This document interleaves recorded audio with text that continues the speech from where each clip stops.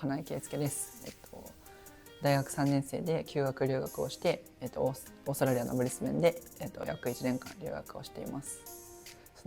例えばカフェとかに行った時に物を買うと思うんですけど、その時に一旦日本語のウェブサイトみたいなのでこういう文章だったよなっていうのを確認して、それを踏まえて言うっていう感じだったので、突然何か聞かれた時にあまりうまく答えられることができなかったっていうのがリアルな英語力だったと思います。マーケットとかに行った時に突然お店の人とかに話しかけられても、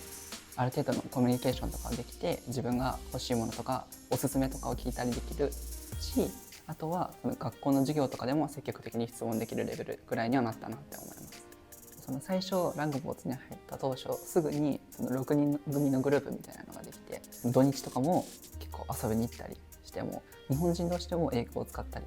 してて、英語力がすごく伸びたなっていうのがその時に感じました。でその次にFCE っていうクローズドのコースがあったんですけど、そこで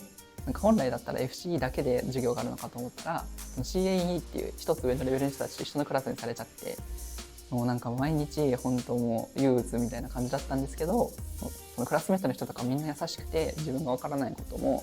すごい丁寧に教えてくれたりして、スピーキングだけじゃなくてリーディングもリスニングもライティングも全部伸びたなっていうのはそこで感じました。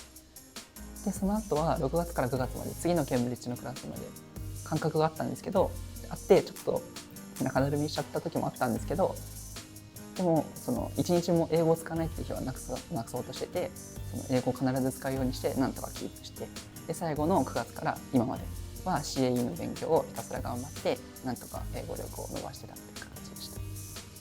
た。ケンブリッジの検定は4技能試されるので、自分の伸びっていうのが分かるのかなって思って、FC と CA の両方の受験を考えていました。積極的に外国人の友達に話しかけたり遊びに行ったりして、自分の英語の間違ってるところだったり発音の違うところっていうのを教えてもらって、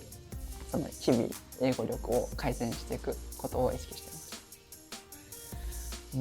ました。仲良くなってたコツっていうのはやっぱりその友達の国のことをめちゃめちゃ聞くようにはしてて、美味しいご飯とか行った方がいい場所とかっていうのを聞いて、そこでやっぱじゃあ日本はどうなのみたいになるので、そこでコミュニケーションが弾んで友達になるみたいなのは結構多かったかな。あとはやっぱ旅行とか行ったんですけど、メルボルンとかシドニーとか行けて、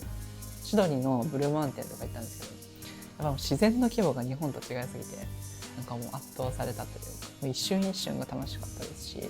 もう一回行きたいなっていうふうにすごい思ってます。やっぱり一人暮らしが初めてだったので、自分のすることに責任を持つようになったっていうのはあります。例えば土日はもう一日遊ぶ日にして、日曜日は勉強する日みたいな、自分の中でタイムマネジメントみたいなのはしっかりするようになったなって感じました。あとでした。